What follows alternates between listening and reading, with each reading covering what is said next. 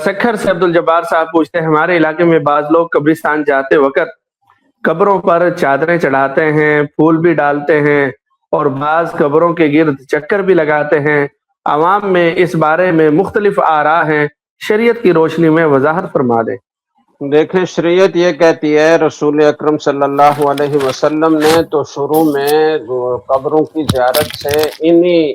غیر شرعی امور کی وجہ سے منع کر دیا تھا کہ لوگ بعض اوقات قبروں پر جا کر بدعات کا ارتکاب کرتے ہیں یا بعض اوقات قبر والے سے مانگتے ہیں، شرک لازم آتا ہے، تو آپ نے منع کر دیا تھا۔ لیکن پھر جب لوگوں کے عقائد ٹھیک ہو گئے اور اس طرح کا اندیشہ ختم ہو گیا تو آپ نے فرمایا کہ میں نے کنت نہیتکم عن زیارت القبور الا فزوروها الان فانها تذکر الاخرہ، میں نے منع کیا تھا لیکن اب میں اجازت دیتا ہوں، تم قبروں کی زیارت کیا کرو، اس لیے کہ اس سے آخرت یاد آتی ہے۔ تو قبرستان میں جانے کا یا کسی بھی قبر پر جانے کا اصل مقصد یہ ہے کہ ہمیں قبر پر جا کر اپنی آخرت یاد آئے اور سنت کے مطابق ہم اہل قبور کو ایصال ثواب کریں۔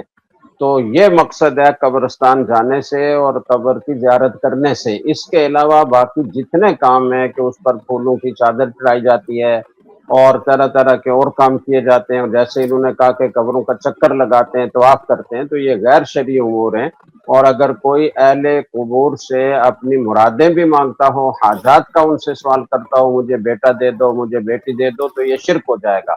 تو اس لیے شریعت کے دائرے میں رہتے ہوئے قبروں کی زیارت کرنی چاہیے، اور اس کا اصل مقصد یہ ہونا چاہیے کہ ہمیں وہاں کی ویرانی دیکھ کر اور قبروں کو دیکھ کر اپنی قبر آخرت یاد آئے۔ سوشل میڈیا پر سب سے قدیم اور سب سے ریلائبل برانڈ درس قرآن .com